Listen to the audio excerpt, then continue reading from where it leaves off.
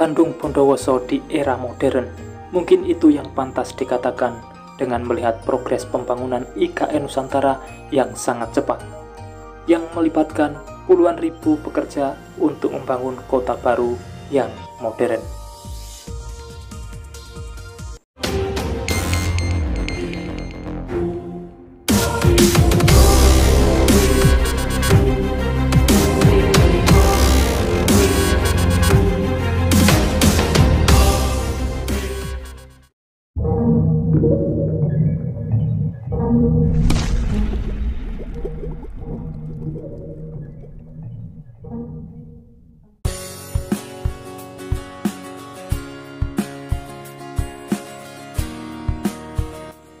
Otorita Ibu Kota Nusantara atau OIKN angkat topi melihat kinerja Kementerian PUPR dalam membangun IKN.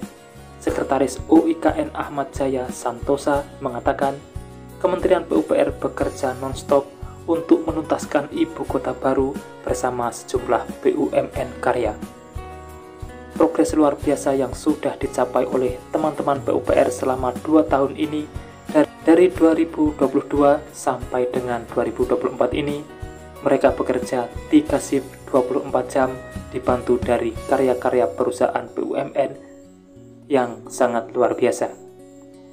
Beliau mengibaratkan kecepatan kerja PUPR dengan Bandung Bondowoso. Dalam berbagai cerita rakyat, sosok tersebut dikisahkan berhasil membangun 1000 buah candi dalam 1 malam. Dan ini bisa dikatakan Bandung Bondowoso di era modern, bekerja siang malam untuk membangun sebuah kota besar, yakni IKN Nusantara.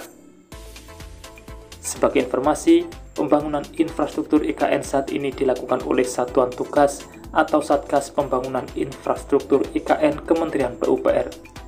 Satgas itu dipimpin oleh Danis H. Sumandilaga. Hingga saat ini, tercatat pembangunan infrastruktur dasar Ibu Kota Negara Nusantara tahap pertama ini sudah menyentuh angka 77%. Pembangunan IKN terbagi ke dalam 2 tahap. Tahap pertama ialah paket pekerjaan yang terkontrol sebelum Maret 2023 sebanyak 40 paket senilai hampir 25 triliun. Kemudian tahap 2 yaitu paket fisik kontrak setelah Maret 2023 sampai dengan akhir 2024 dengan progres 25% terdiri atas 49 paket dengan nilai sebesar 43 triliun. Untuk membangun sebuah ibu kota baru dengan kompleksitas pembangunan tentunya akan membutuhkan banyak sekali material. Salah satu yang terlihat adalah kebutuhan semen untuk membangun IKN. Dikabarkan untuk 1 hari saja IKN membutuhkan 4.000 ton semen. Untuk memenuhi kebutuhan itu, Kementerian PUPR juga bekerja sama dengan PT Semen Indonesia di bidang pasokan semen untuk kebutuhan pembangunan. PT Semen Indonesia Persero Tbk atau SMGR atau SIG menyuplai sekitar 3.000 sampai 4.000 ton per hari untuk mendukung kebutuhan pembangunan infrastruktur Ibu Kota Nusantara.